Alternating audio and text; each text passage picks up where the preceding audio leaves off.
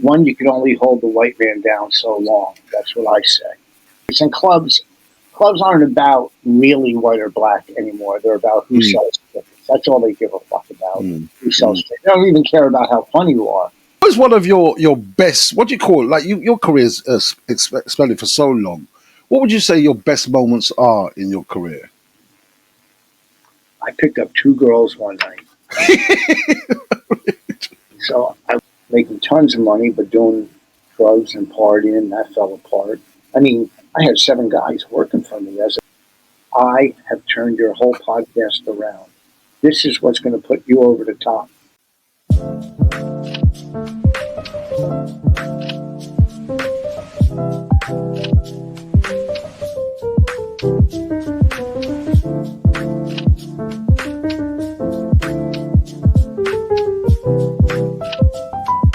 Please welcome, people, Rich Voss, a comic that I've known since 2011. Well, he was introduced to me through Patrice O'Neill, who's our mutual friend who's passed, sadly. I met up with him again recently in 2024 in Atlanta, where we did the Laughing Skull together. And I'm so proud to have him and pleased to have him on my podcast, Behind the Funny. Please welcome Rick Voss. I keep saying the Rick. It's a pleasure. I don't know who Rick Voss is. I'm Rick.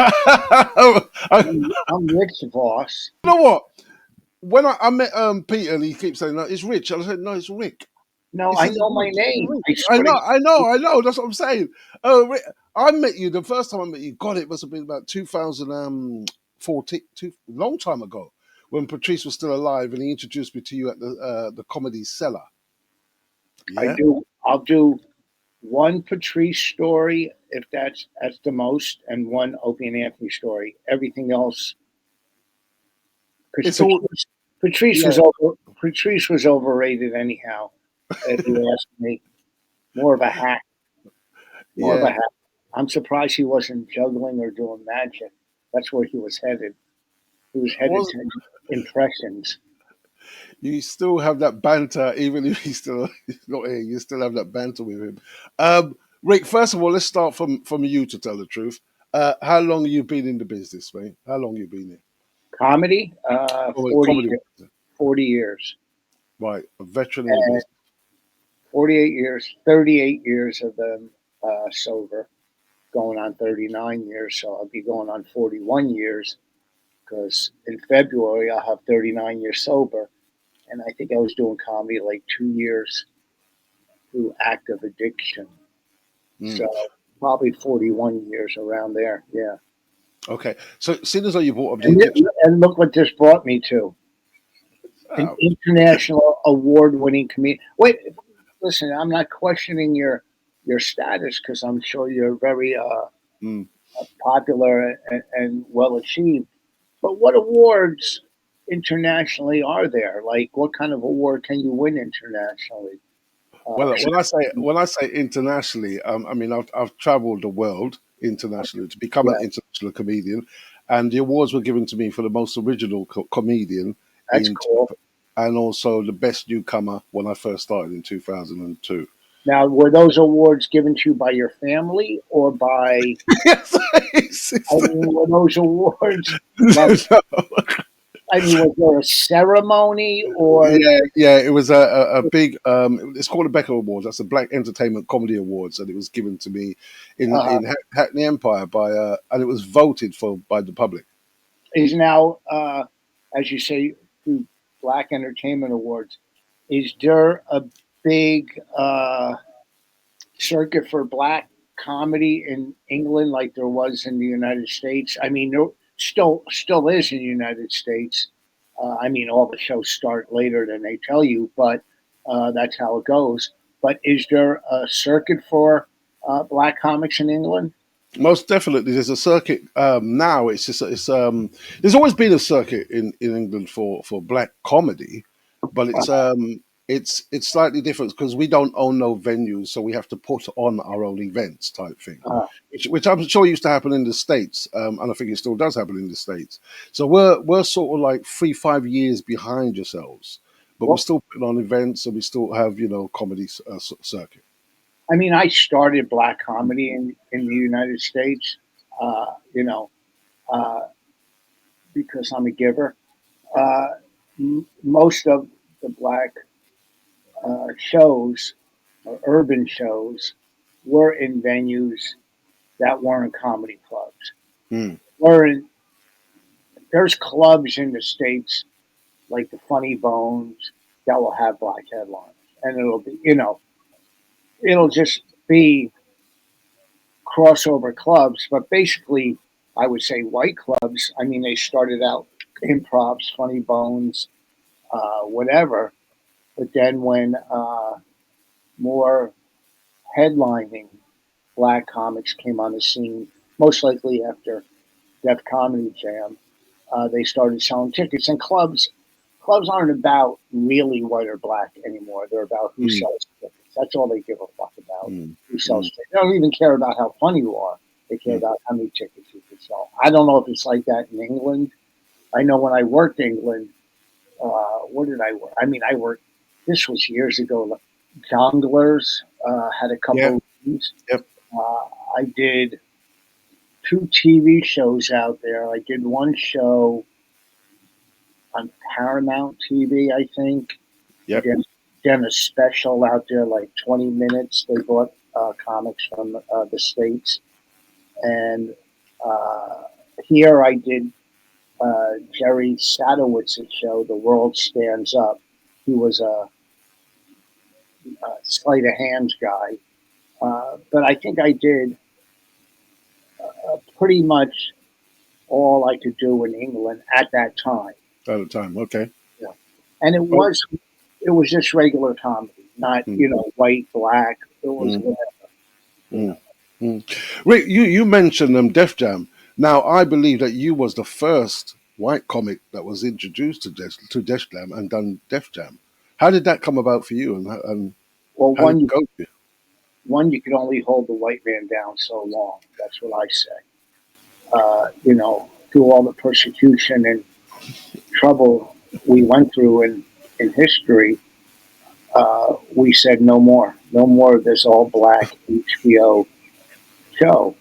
Go away. The protests, and we boycotted, and we came together, you know, and it was about time they used a white guy, and I was the guy. And I thought it was going to be the last year where I would have been the only white comic, but then they did one more year where they had a bunch of sellout crackers do it, and I, who grew up in a black neighborhood, I did pander when I did that show a little. Too much of this shit. Now it'd be different. Then again, that was 25 years ago. Mm. I'm a much better comic. And, but back then, growing up, I had kids. So I just said, I have to do whatever clubs I can to make money, support my kids, go through Mm. the divorce I was going through at the time, which didn't cost anything because we didn't have anything. But, uh, you know, and there was black one night. You keep saying black, but Mm. that's what this show's urban. We could say Uh, urban, black, urban, whatever. Some fucking social warriors going, I can't believe you said black. Shut mm. up. You know, but they were urban shows, Yeah. and most of them were one nighters. And there was a very popular club at one point. Not popular, very. You could end your career at the Peppermint Lounge. Wow. Okay. Peppermint Lounge, 500 people. Front row sitting like this. Like make me laugh. And I've seen people walk out of there. Going to get job applications. They say, go to this fucking room. I mean, you got 500. You know, and a lot of dudes were like gang bangers, or a lot of celebrities used to go there. Mm. Shannon Briggs, the boxer, Queen Latifah, Naughty by Nature, all the Jersey black celebrities would go there. And Bellamy hosted. I did it 7 times, and I was 6 out of 7. There you go. I mean, so Def Jam took off. It was 5 seasons when I did it, and then they went one more season. and they put on uh, two other white guys, and It's just such a plane. It's just trouble, white guys. So flippant. Oh, mate. Go on. no, they put on this guy, Honest John. I mean, how honest are you? I know. Yeah, yeah, I know. Understood. You really grow up in a black neighborhood. And they put on Gary Owens, who's very funny. Who, Yeah, you know, yeah. you could tell there's a difference. The same with when black comics are doing all right, white rooms or white comics. You could tell a comic that read a book like, black comics, with the same white voice. White people crazy, they pay Yeah, yeah. taxes, you know, or white comics talking to black people and black audience. You know, there's you could tell if there's pandering going on. Mm, I did pander a little when I did Def Jam, although the clothes I wore is what they told me to wear. It's what Russell wants you to wear as clothing. And what am I going to say? No, so I had to wear a fat farm shirt, baggy pants, uh, and it was quite scary. There was a lot of pressure being the first white guy in black comics that were pissed off that they're not doing it, and some white mm. guys doing it. Then white comics going, well, you better be funny because you're the first. It was a lot of pressure. It was Yeah. very scary. And I did the last night. That year I did it was all celebrity hosts, all different hosts. Jamie Foxx, Chappelle, uh, Steve Harvey was my host. Cedric, it wasn't Martin Lawrence. It was a different host for every episode. Okay. So they taped all week long, 2 shows a night. So I was on the Friday, the last night, and the second show, and second to last. So Wow. all the all the Great. all the comics that stayed in town were there, you know, Mm-hmm. and and you know, I was basically almost closing the whole season. You know what I mean? Yeah, yeah. I was laugh. Now I went to one of the tapings, and I do this on stage once in a while.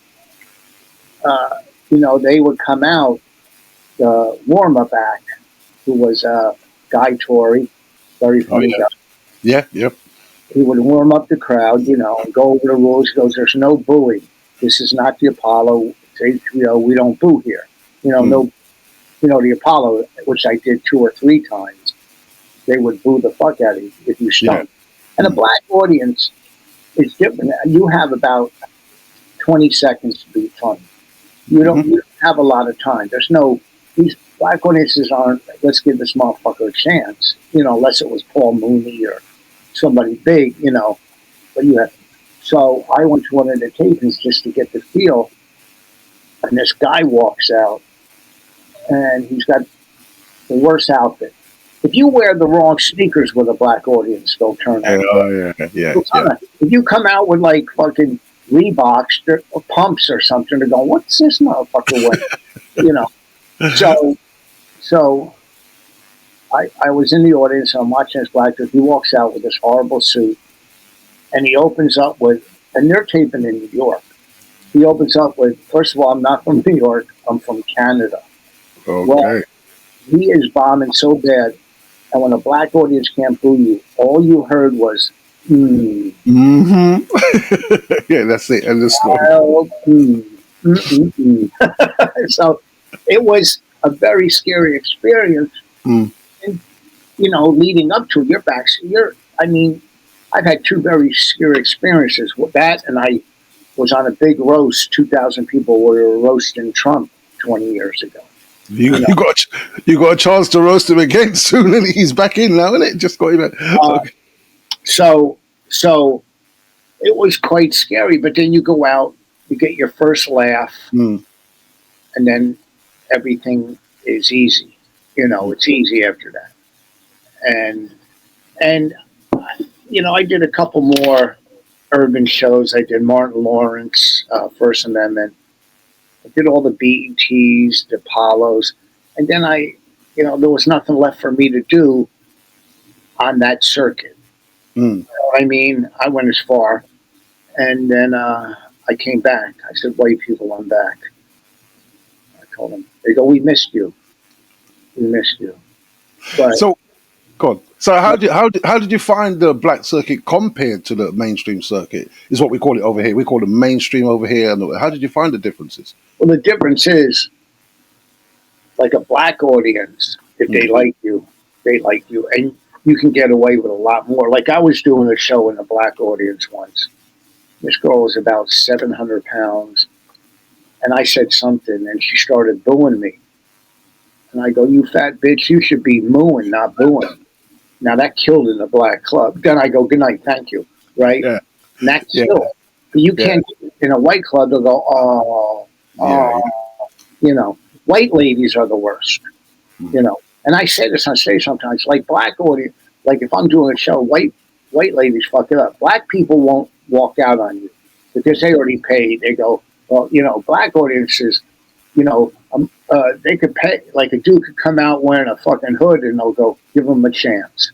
You know, mm, uh, you know what I'm saying? They're not walking out because it's their night out. It's mm. different. White people get so offended.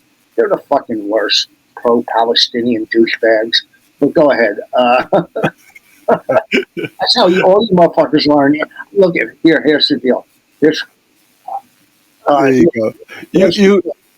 Go ahead. you are mentioned. You showed the Star of David because you are Jewish. Are you Jewish or is you Yes. are? Yeah, yeah. Okay. Let's start. And what else I was going to say to you because you started way back then, so you've known all the comics, all the black comics, all the circuit. But we have a mutual friend, and this is the only time we're going to talk about him because yeah, of Patrice O'Neill, which you mentioned in the beginning. How did you come about meeting Patrice, and for you, how did it? Because you and him bantered all the time. Even when he introduced me to you, you was always bantering. Well, And I was walking down the street. He's coming out of the club, and I didn't know. I thought he was homeless. So I offered him half of my sandwich, they were and bantering. uh, You're no, still bantering. this Go on. big, fat, black, homeless motherfucker. Here's half my sandwich. But I'm not going to talk. Look, me and Patrice were best of friends. I know. We I have a know. benefit every year. I Mm, host it. 2,000 people. This is the 12th year coming up. I've hosted every year.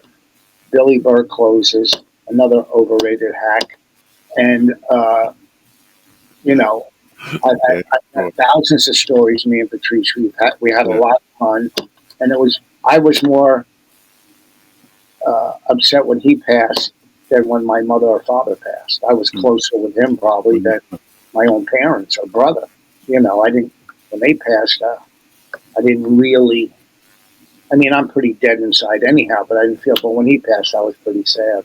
And I at his funeral, mm, I pretty much closed. All the people talked at his memorial. Colin, Kevin Hart, Norton. You know, I mean, I headlined it, and you know, then his stepdaughter went on after me. But out of the mm, comics, mm, and there was like 500 people, and I told them after the memorial. I'll be out front selling my CDs. So on your way out, if you want to buy a Rich Voss CD, you can. And it was a big memorial. I mean, he was very well liked, but he was hated in some places too. But mm, but he mm, was making amends to a lot of the people that he pissed off. And I've seen him, and I know that some people that he tried to make amends to some of them, mm. and but it is what it is. It is what it is. Yeah. You yourself has gone through some trauma in your life as well. Because how long you been, you was a This podcast. Go ahead. What? Go ahead. you was you had an addiction and you got over that. Tell us how you fell into the addiction and give some advice to people who are probably in that sort of zone I mean, who want to come out of it. I was. Uh, I got to get my hat and my star. A lot of your country's losing your identity. So I piss off a lot of people seeing this. I You don't good? see, don't think I don't see on the news what's going on in Europe. Uh, Anyhow, pretty Yeah. soon your girlfriend, you can only be able to see her eyes. Anyhow, Susan, Rich. is that you? Huh? Go on, go for it, Rich. Huh? Just keep going. Well, I hope you know what I'm talking about. But I anyhow, do know what you're talking about. I definitely I know what don't you're talking I don't think I'm off target too bad. I don't think I'm out of the. Uh, I was a drug addict. about. I started off like anybody, partying young, you know, with always hanging out with the wrong fucking people. It's always like, I come from a broken home, dysfunction home, dysfunction. So that's what I was used to. I always hung out with dudes that were just as fucked up, broken homes, or Mm. you know, in the hood, or not real. I guess it was. I don't know. It's not my street. On the side of my house was all black people on that street, Richmond. In front of my house was mixed, white and black. Nicer houses on the front, nicer houses, bigger houses on the side. Just us in the street playing sports, making go karts. A couple white dudes, mostly black dudes, Rudy, Stanley, Alvin, Pee Wee, and I'd go sit at their house on Friday because her mom would cook fish that she bought from the Muslims. They sold fish and shit. And I would come there every Friday and try to get free fish. It was good as shit. Fried whiting, I think it was. So I grew up kind of around dysfunction, Mm. because the people I hung out with as a kid, like at Rudy's house, his sisters had kids, they weren't married, they're all, you know what I mean? Yep. But they were coming part of the system. The system was taken care of, and some broke away, some got away. A lot died from AIDS, from shooting heroin.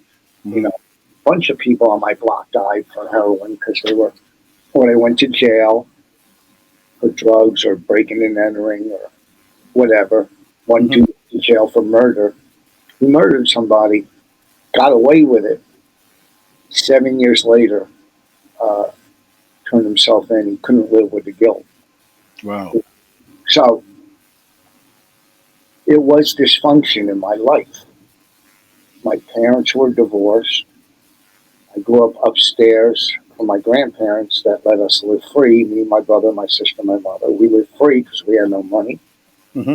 So it was a lot of dysfunction. Didn't go, not going to school, just going there to party, hang out.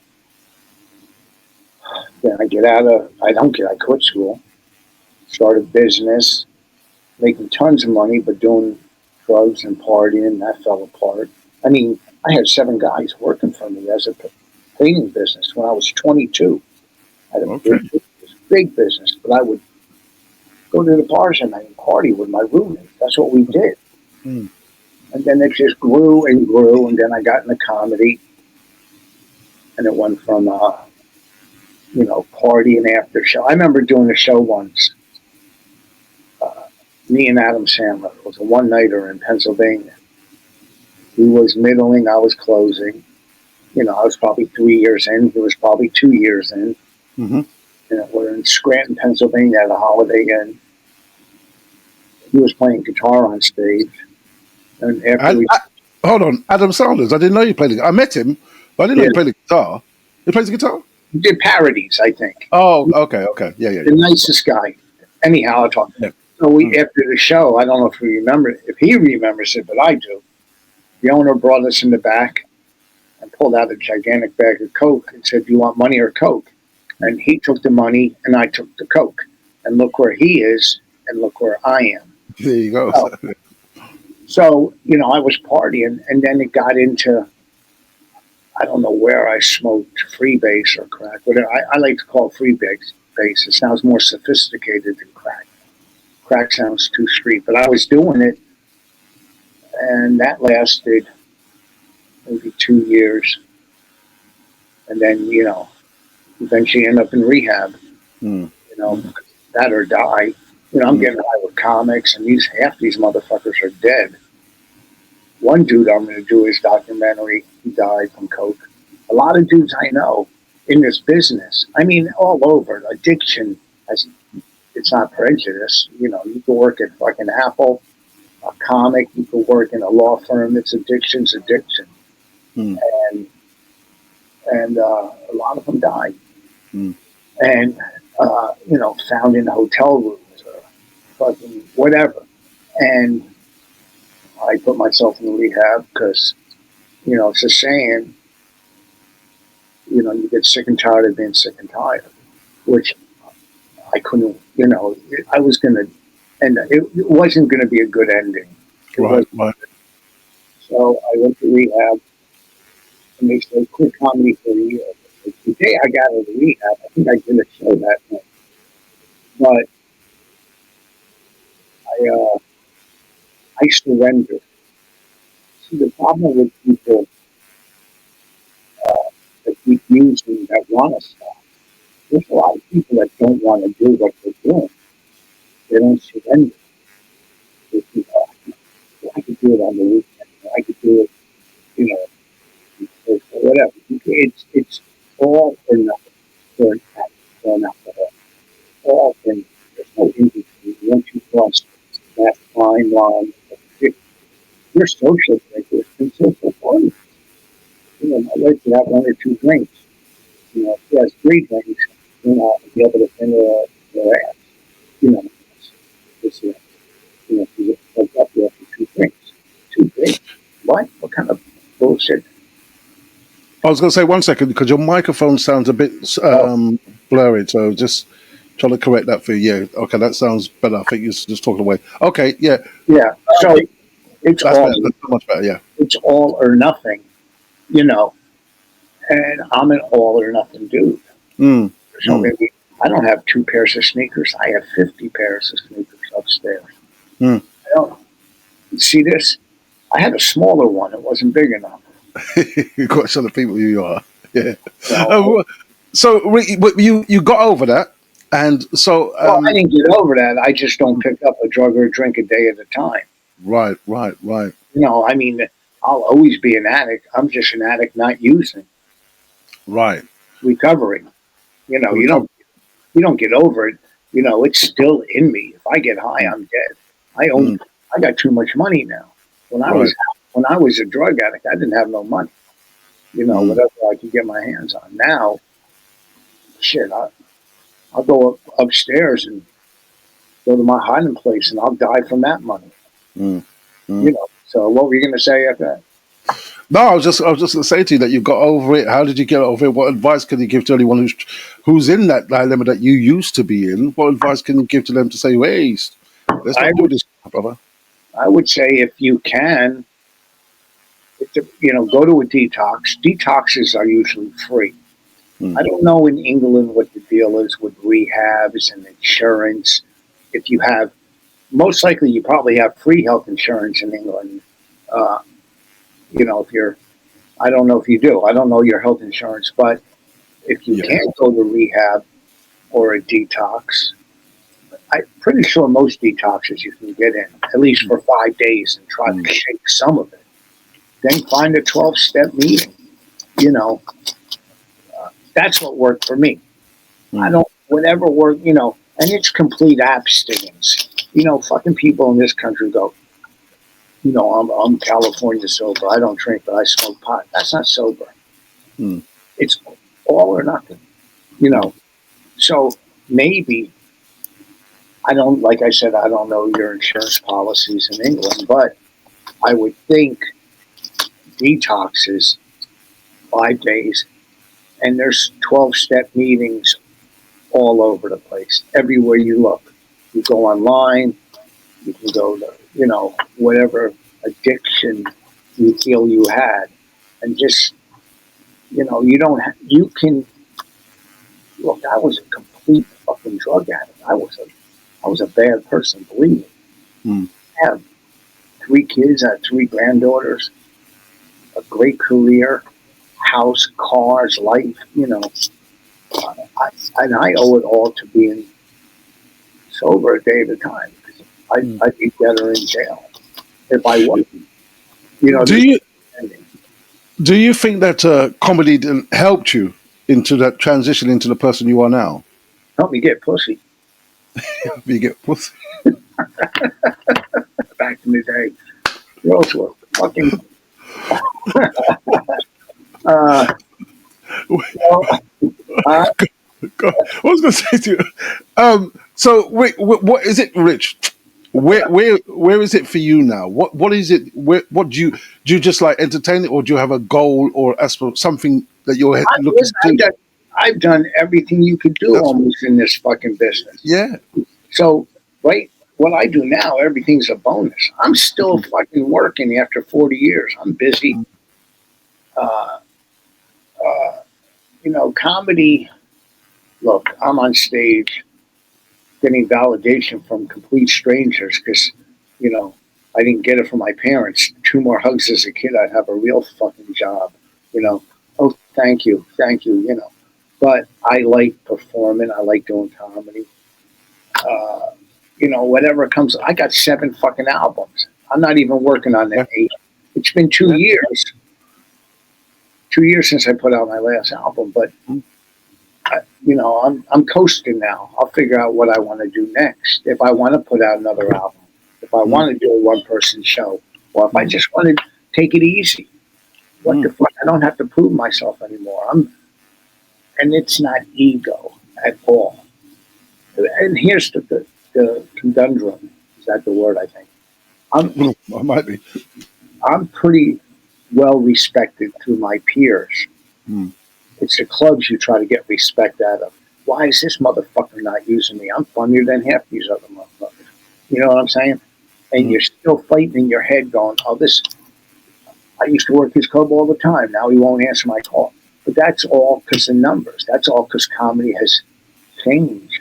And there's 24-year-olds or 25-year-olds that are doing it that have a bigger following than me. They'll never be as funny as I am, or maybe someday. But so clubs don't, like I said before, don't care about uh, quality. They care about quantity. Who sells whatever.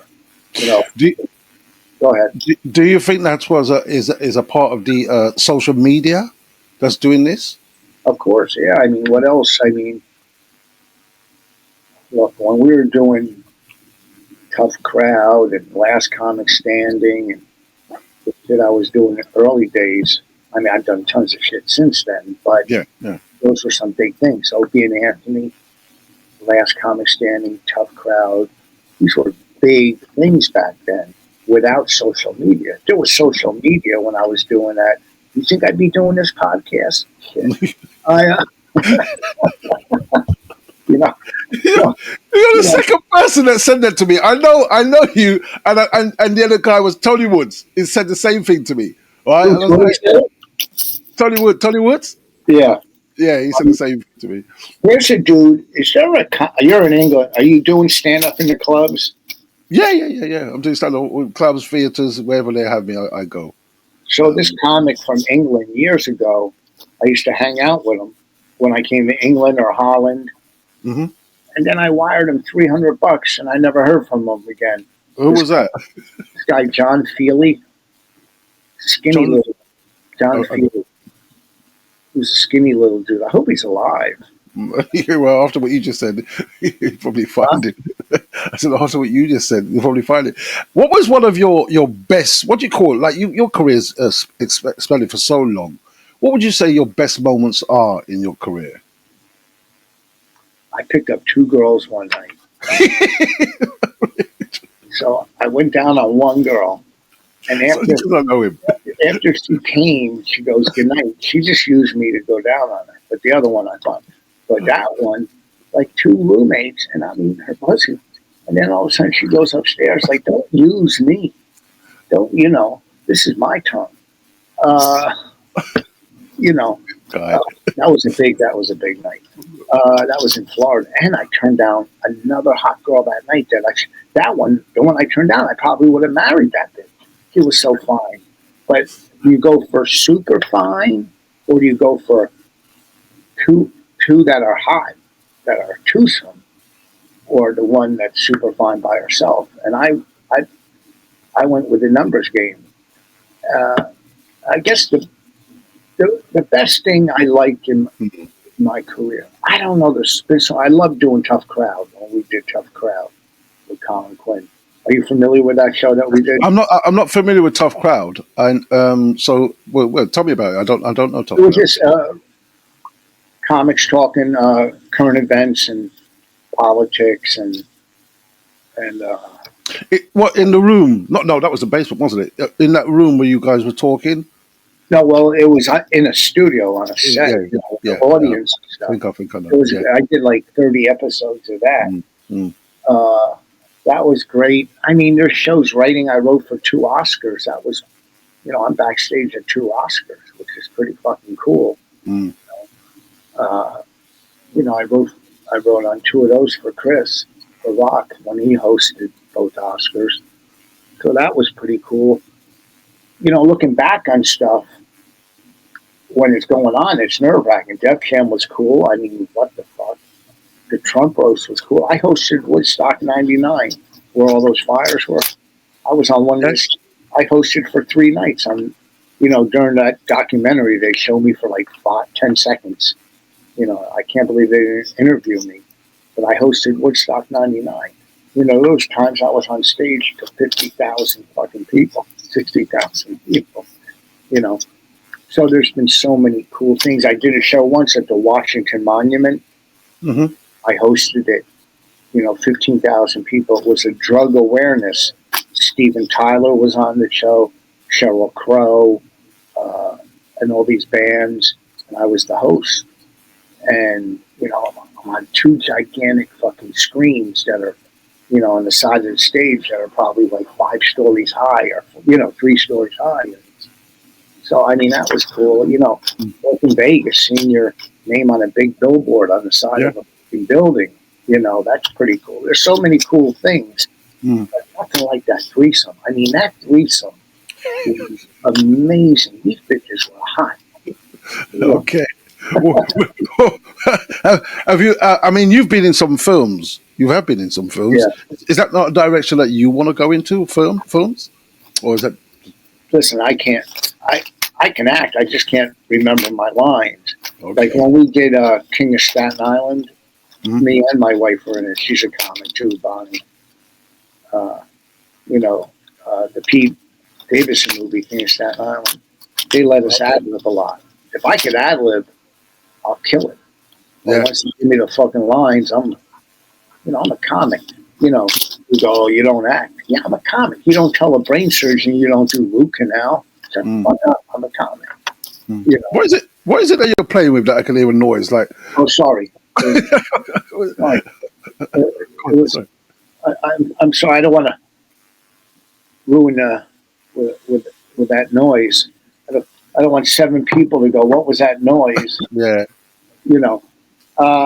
So, acting, I don't give a fuck about acting. Mm. If I'm on a show where I have 2 lines a week, that would make me happy. We have our own projects that we are working on. And if it happens, it happens. If it don't, it don't. I'm still making money, playing golf, traveling, working as much as I can. And, I mean, what's left for acting? Fucking TV is using major movie stars in TV. Like, I feel sorry for actors because it's got to be hard for them. They're competing with the best in the world now. I mean, if you look at TV shows, I just watched a show with Nicole Kidman and Morgan Freeman. yeah. These fucking movie stars doing TV. Mm. Mm. How's some clown that's waiting tables in L.A. or New York? It's got to be hard as fuck. At least comedy, I can keep making money. Yeah. Yeah. What's your views on like people? I was going to say stealing each other's jokes. Do you have a view on that, or is it just whatever? I don't think that happens that much, and you can't steal somebody's persona. Mm. You can't steal their character. Jokes, I mean, there's parallel thinking. I did a joke that was on my album, one of my albums, 2 or 3 years ago, and a major comic did the same joke. I didn't even say nothing to him because it's parallel thinking. It's not Exactly. like, there's certain things that are so personal that I'll talk about you can't steal because it's too personal. Yeah. Observational stuff, you could have parallel thinking. Yeah. Nobody's going to steal my miserable, rotten character that I am. Even the premises. If it's premise, because people you could touch on people's premises, but it doesn't mean you're stealing their jokes. It's like you just said, it's parallel thinking. I get it. I get it. And there's so much, I mean, 10,000 people talk about Trump, 10,000 people talk about Kamala. It's what the fuck, it's out there. You know, People talking about, Elon Musk. They're talking about, you know, Israel, Palestine, Ukraine, Russia. You know, Europe losing its identity. So it It is is what what it is. What it is. Yeah. People say, you say you got a speech impediment. I haven't noticed it. it's on certain certain letters. You haven't noticed it now because I didn't say those letters. That when did I? You mean I said it on stage, right? Yeah, Yeah. it's yeah, but I haven't noticed it. Well, here I'll say a word that's hard. Hold, on, let me swallow. Oh, you probably perfected it. That's why it doesn't What? come out anymore. You perfected it. You don't have a speech impediment anymore. No, I do. You Listen, still have one. church. You can hear a little slur there. Yeah, yeah. Sushi. So I just try not to say those words. I But, think most people have that if they're drunk. Mate. Sushi, I can't say even now. Look, well, I even had problems saying your name. yeah. Well, that's because you said the wrong name, so you didn't Yeah. have a problem.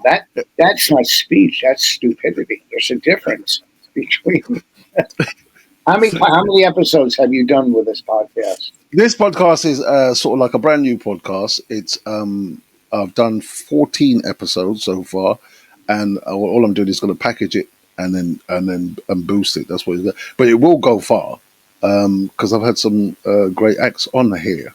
Who, To make who, it go far. what, English acts? You mean English and American acts. I've had on all because comics, all comedians? all comedians. All comedians, and we just talk, but it's not. It's behind the funny. It's getting to know who you are as the individual, rather than I don't need to hear the funny sides of it. I need to know what made you get into comedy in the first place. Like your journey, you've been in it for 40 years, but what actually made you do comedy? I knew someday that I would do a podcast in England. That I said, I was in high school, and my guidance counselor said, "What's your main goal?" My name, I said, do a podcast where the guy doesn't know my name. So if I could do a podcast where I'm called Rick throughout the podcast, even after I corrected the person, that would be my dream. That would be Um, my dream. I swear to God, I'm gonna edit this shit out for real, bro. How are you going to Yeah, edit it out? no, I'm not. I'm not. I'll keep it Uh, exactly as it is. what was the question? What's my what was the question? Well, the Where question, yeah, what got you into comedy in the first place?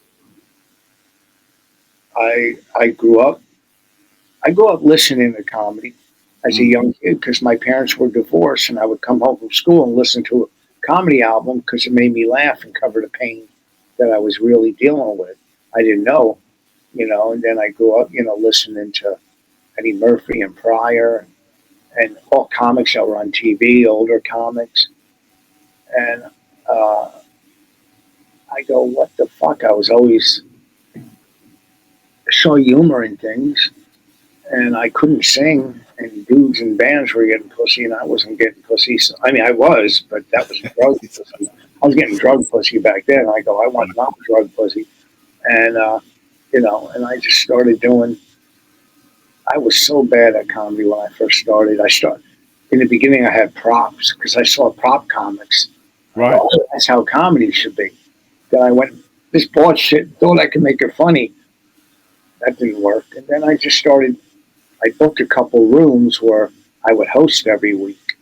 Mm, I would get, and then I would hire other comics, and I would have like comedy night Tuesday at Kathy's Bar and Grill, and I would be the host and make some money. I charge the club owner say 300, and I pay out 200, and I make 100 plus I get to host. So I did that for a couple of years, and then I just, you know, I got along with people, a lot of mm, people. yeah, yeah. Once we got out of rehab, and I started, working. But then when my wife and I got separated, my first wife, I How had many more. times? many times you been married? twice. Okay, good. Okay. My first wife, and then I was when I was married to her, I would go on the road and do whatever I could to support my family. Uh, but in a house and now we're divorced or separated. Hmm. I had more time to go, because I wasn't home with the kids at night. I would have my kids in the day. I had them every day. I raised them in the day. So now I had time to go into New York, on nights off. I mean, nights I wasn't on. And now I already had 10 years under my belt. So I went into New York killing it. So I already had Mm. 10 years on the road doing clubs and headlining on the road. The last act, the closing act. Yeah, You know, yeah. not, I mean, headliners were fucking Vegas, but I was the last act. So I had 10 years. So whenever I went into New York and I was killing it, then doing the black urban shows in New York and New Jersey, I was killing it from all angles, at the time. Mm. And, 10 years on the road, plus, I was probably already 15 years in the comedy when I got separated from my first wife. And then, uh, or almost 17 or 18 years in the comedy or whatever. So I was pretty strong. And then when I went to New York, I mean, I was getting everything Mm. festivals, and I got into Caroline's, which was the main club back then. Oh, right. What's that? Okay, because it's now the cellar, isn't it, in New York rather than Yeah. Caroline? Yeah, yeah, yeah. So, and I got into every club that I tried to, Mm. and every one. And I would get a lot of TV, and it just built and built, and, I just pilots and TV shows, and, You've, tours. you've done it all, mate. You've done it all. Yeah, I did a lot. I did a lot, but I mean, nothing, nothing like this. I mean, when when I was, I mean, I can't even believe he heard me making noise with me fumbling with my gum over here. I'm going, ooh, this is some serious shit, man. This is like museum comedy. How's your landscaping going? That's what I want to know. How's your landscape? It's fucking snow. I haven't done any landscaping. It's snow. We bought a new house, so there's less landscaping. The house we had, there was a lot of landscaping, and then the deer ate all my trees. But then we bought a new house, so there's less landscaping. I mean, now that Trump's president, there might be more landscaping. You I might damn have, right. I might have to take on some other chores around the house that I was paying people for. Uh, you know, Because they this got to lawn, go. what's that? Lawn The immigrants are going to go now, yeah? lawnmowers can't push themselves. Yeah. Uh, so, uh, yeah, I don't even know. I did 4 seasons of landscaping with Rich. The dumbest fucking thing I ever did, and people would watch this bullshit. And I would just do landscaping and never, ever show me doing the project. I would just tell them what I'm going to do, Mm. and then put pictures of the finished product. Okay. I have a new Okay. special on Amazon. Do you guys get Amazon in England? Can you get Yes, Amazon? yeah, yeah, yes, we do. Yes, we I do. have a special on there called Rich. See, I even slobbered on my name. Rich Voss Anonymous. It's Okay, I haven't got that one listed. Rich Voss Anonymous. It's on Amazon. Okay, I taped it at a NA convention, Narcotics Anonymous convention. right. I taped it years ago, like 7 years ago, but it's up there now. Okay, And there's a lot of material on recovery, and it's pretty good. It's called Rich Voss Anonymous on Amazon. Then I did some other thing, 30 Minutes with Rich Voss, but I don't know where that is now because some company took that over. hmm. Did you ever see our roast that was up? Boss roast. It was limited. I saw the roast. I saw the roast. Probably enjoyed the roast. I've seen quite a lot of your stuff. I've done a lot of research on you, Uh, but I just let you just flow with your conversation. What I really want to ask you is how do you get where do you get your inspiration from to write your comedy? Now you've been in this industry for a long time. I know I keep saying that, but you must have a wealth of information in you. Do you write? Do you still write, or do you just well, spot I it? don't. It comes up. It'll come up, and I'll just work it out. try to come up with new bits. Mm. Uh, you know, I never sat down and wrote. I just would put 3 words on my phone and then work it out on stage. And if I was making an album, I would do a set list, what I want for that album. Maybe Right. put a set list on the stool, you know, if I was doing an album, just came on my phone and it bingo. Oh, okay. Uh, if I was doing a show like Tough Crowd, I do the show Gutfeld every now and then. You get topics, so I got to sit and write on those for that day. But Mm. I don't. My wife's more of a writer. She's written TV shows, pilots. She just wrote for the Golden Globes. You know who my wife is? No, I haven't met your wife. I didn't meet her. I did. She wasn't with you in Atlanta, was she? No, she's No. very well known. Bonnie McFarlane. Please, you'd have to be really mad at her pussy to fuck you. Uh,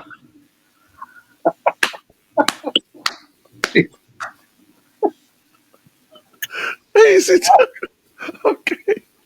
uh, Go on. Go on. that wasn't personal. You did ask yourself the question, which I was going to ask you anyway. What is it that you want to do now? To tell you the truth, I have no idea. Keep working. Yeah. Yeah. Keep working. Yeah. Maybe do a one-person show. Maybe. I don't know. I really don't know, to tell you the truth. And it's not. I don't know if I could wear this in England.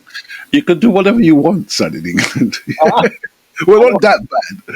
We're not that bad, son. Well, you can do whatever you want. Rick, it's been a pleasure talking to you. Is there anything else that you need to tell us about yourself, or what you want to do, or Go watch this special, Mhm. Rich Voss Anonymous. You got to put in all those words. Not Rick Voss, Rich Voss Anonymous.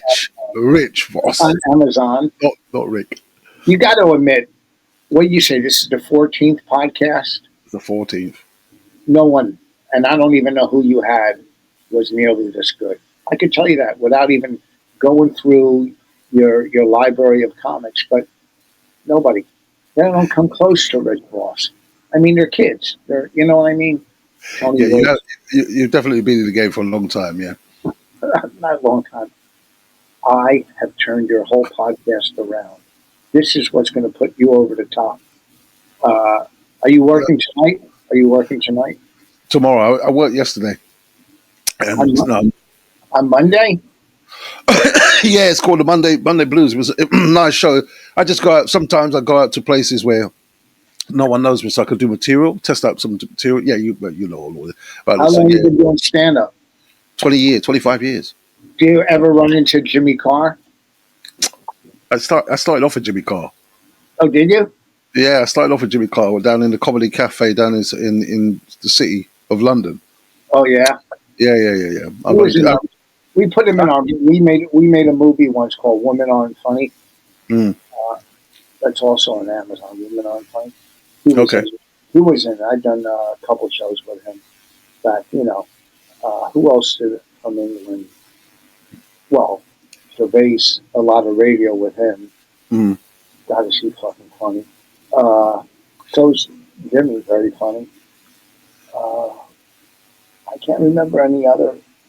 Oh, what's his name from England?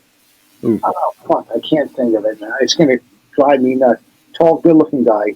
He's back and forth. Now he lives in L.A.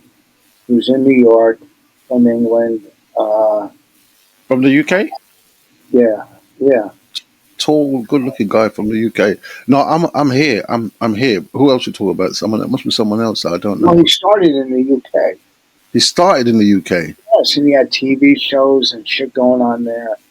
What the fuck? I'll never think of it. You ever just forget somebody's name? Yeah, quite often. Yeah. Like yours. Yeah. Yeah. Well, listen, I hope... yeah, where can people find you? I mean, okay, we got your video on Amazon. Your social handles. Rich Voss Legend on Instagram. Mm. Facebook, all that corny shit. Okay. Whatever. Yeah, I'll come to England. You will. A mixed crowd. It's got to be mixed audience. Most definitely. It most definitely will. I want I want to cover all my bases when I'm on stage. Right, right. And what I'm saying is, I want more more diversity Diversity, yeah. because it makes it Easier more. No, no, it gives me uh, more women to choose from. to. Because a lot of girls in England want to see what it's like to have sex with a guy that doesn't, whose dick doesn't look like a turtle. Uh, Well, it is nice. huh?